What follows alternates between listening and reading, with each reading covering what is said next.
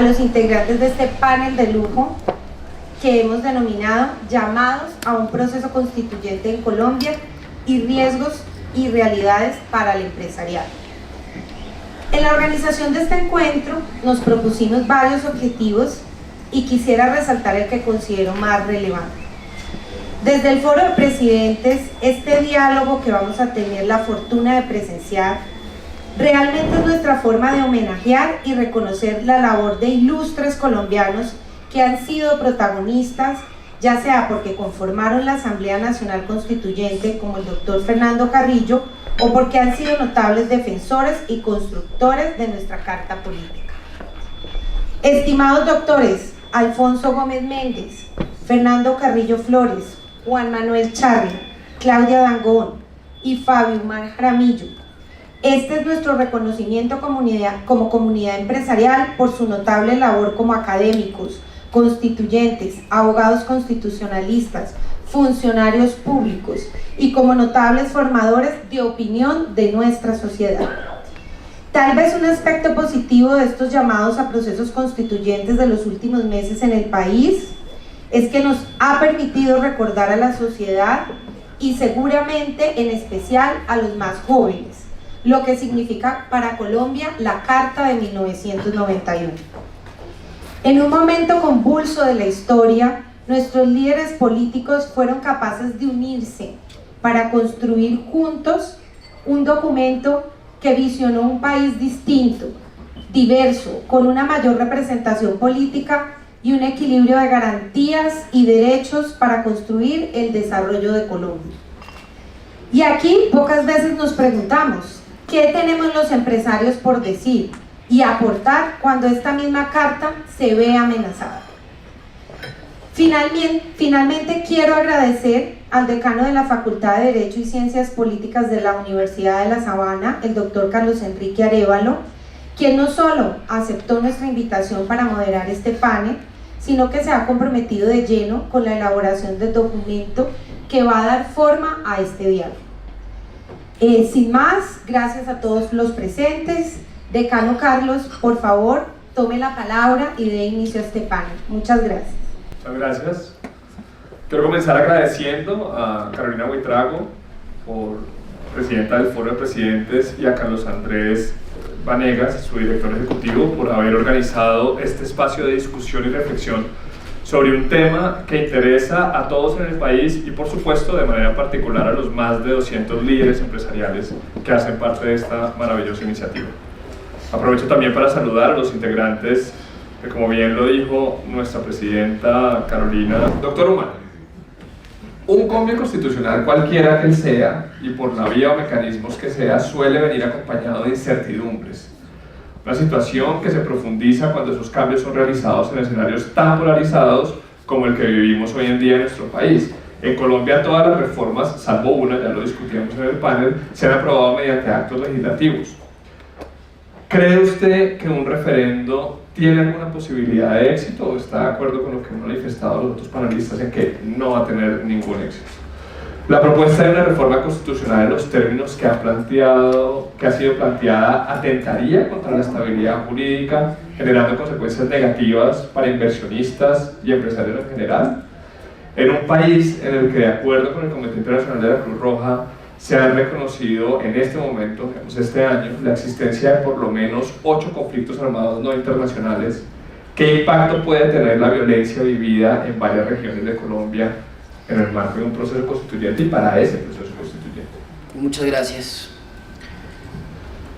Como penalista voy a empezar por el final, diciendo o refiriéndome a los conflictos que hay hoy en Colombia, que se han censado muy bien, se han analizado muy bien, se ha levantado tristemente en Colombia un análisis riguroso de cuántos conflictos hay y el riesgo, que lo evalúo como mis copanelistas, muy bajo de que haya una reforma constitucional como la que se plantea.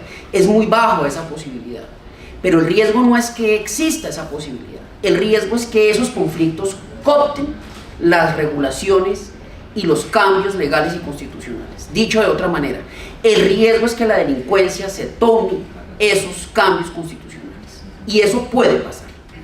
La Fiscalía está absolutamente desbordada como nunca hemos visto en trabajo. Y eso desdice mucho de lo que está pasando en el país.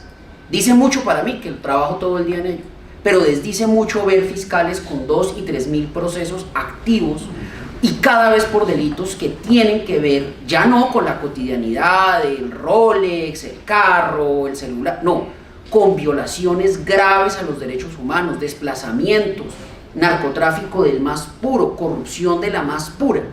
Y esos actores pueden tomarse los procesos constituyentes, por supuesto que pueden, por supuesto que pueden, porque tienen el dinero para hacerlo. Sino que nos digan los señores de los carrotanques estos, de 90.000 y 80.000 millones de pesos en efectivo, otra vez Colombia volviendo a la época de las bolsas de dinero en efectivo. Y es en ese ambiente que estamos discutiendo un proceso constituyente, cuando es lo que menos deberíamos discutir, porque el riesgo de que haya una asamblea constituyente, un referendo, el que usted quiera, cualquier mecanismo que usted escoja, cuando tenemos estos índices de criminalidad y de impunidad, es gravísimo, porque, y esto lo ato con la segunda pregunta, eso trae una incertidumbre no solo para los empresarios. Estamos aquí representados, yo hago parte del foro de presidentes, honrosamente, sino para todas las instituciones que entran en un estado de adormilamiento, porque no saben si van a existir. No se sabe qué va a pasar con esas instituciones, y las instituciones están hechas de seres humanos que perciben y entienden que hay en ese momento, en esa coyuntura particular, un estado terrible de incertidumbre cuando le dicen vamos a hacer una constituyente o un referendo. Un momento, voy a tener trabajo la semana entrante o esta institución va a desaparecer. Entonces el Estado todo entra en una especie de parálisis que no se vivió, era muy joven por supuesto, pero no se vivió en la del 91, porque es que ahí sí se requería, yo creo que ahí sí se requería realmente un consenso, y toda constitución es un acuerdo de paz realmente, y en ese momento, profesor Carreño, sí que lo necesitábamos, pero ahorita lo que necesitamos es que el Estado se aplique en todo el territorio. La famosa frase, Colombia es más territorio que Estado, sí que la estamos viendo ahora otra vez, sí que la estamos viviendo. Colombia tiene unos estados, unas regiones donde el Estado es hipertrofiado, sino que lo diga un empresario legal que le llega a la Secretaría de Salud, la DIAN, la Superintendencia de Industria y Comercio, pero salgamos media hora de Bogotá y ya no hay Estado. Y ni qué decir pues en los territorios oscuros de Colombia, donde no solo no hay Estado, sino que ya es la ausencia absoluta de orden y de respeto por la autoridad. Entonces, en ese contexto, cualquier debate en torno a cambios fundamentales debe inmediatamente suspenderse.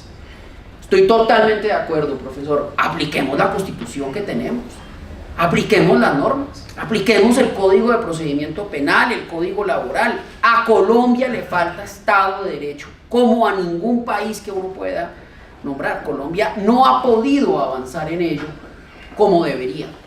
Y el gran problema no es que se discuta, que insisto, veo muy lejana la probabilidad de un cambio constitucional como se plantea. Pero me preocupa la cooptación de los cambios normativos por parte de los grupos ilegales cada vez más poderosos, grupos transnacionales. Bogotá tiene ya presencia del Tren de Aragua, que eso no es menor, porque son estructuras macrocriminales que el Estado colombiano no ha sido capaz de desmantelar, y no está siendo capaz de desmantelar, y que ya ha puesto en jaque países completos. Y la respuesta a esas macrocriminalidades tampoco es amable. Si no, miren El Salvador. Tampoco es una respuesta amable. Entonces la solución es una constituyente, un referendo. No lo es. La solución es aplicar el Estado de Derecho como lo que tenemos. Con lo que tenemos suficiente. ¿Que es perfecto? Por supuesto que no. Por supuesto que no es perfecto. ¿Quién dijo que era perfecto? Pero no podemos aventurarnos ahorita con presidentes como el que tenemos, que es una veleta, que dice unas cosas muy raras en algunas oportunidades, y me da pena tocar este tema, pero cuyo estado de salud tiene que ser un debate público en este momento. A mí me preocupa mucho, por ejemplo, que el presidente no haga público su estado de salud, y en eso nos están embarcando en una constitución nueva. No puede ser eso. Tenemos que ser firmes en ello y decir, no, tenemos unas reglas de juego claras y esto hay que cumplirlas. Con eso termino, porque ya no puedo decir nada más de lo que han dicho mis colegas, que me siento muy honrado de estar aquí. Muchas gracias. Lo hablaba con algunos legisladores, el gobierno nos ha marcado la línea de cuál ha sido la discusión y la agenda legislativa, pero vienen 2 años donde de pronto nosotros deberíamos ser propositivos, porque lo cierto es que el país está demandando cambios, pero ¿cómo hacemos esos cambios que no tienen que ser por vía constitucional? Porque pareciera no ser la vía más efectiva, pero ¿cómo los podemos materializar? Entonces, ¿cómo defendemos cuál es la estrategia, cómo defendemos la Constitución y cómo empezamos a recuperar el norte del país que todos quisiéramos ver en el futuro? No, culmino con lo siguiente. De acuerdo, a Petro, pues por supuesto que es el presidente y es un presidente muy peculiar y hay que ponerle atención. Pero a mí lo que más me preocupa es lo que está pasando cuando él no gobierna. Porque yo siento que se está cocinando y a fuego no tan lento una cosa muy complicada en el país. Petro creo que se va a ir en 2 años, realmente. Estoy convencido de eso. ¿Y qué nos queda? ¿Y qué nos queda? Nos va a quedar todas unas estructuras tipo primera línea, muy estructuradas, muy montadas, que le van a hacer la vida imposible a los siguientes presidentes. Es decir, con todos los errores y todos los aciertos y desaciertos que pudo tener Iván Duque, mire la dificultad de gobernar cuando usted tenía esa primera línea casi que militarmente organizada.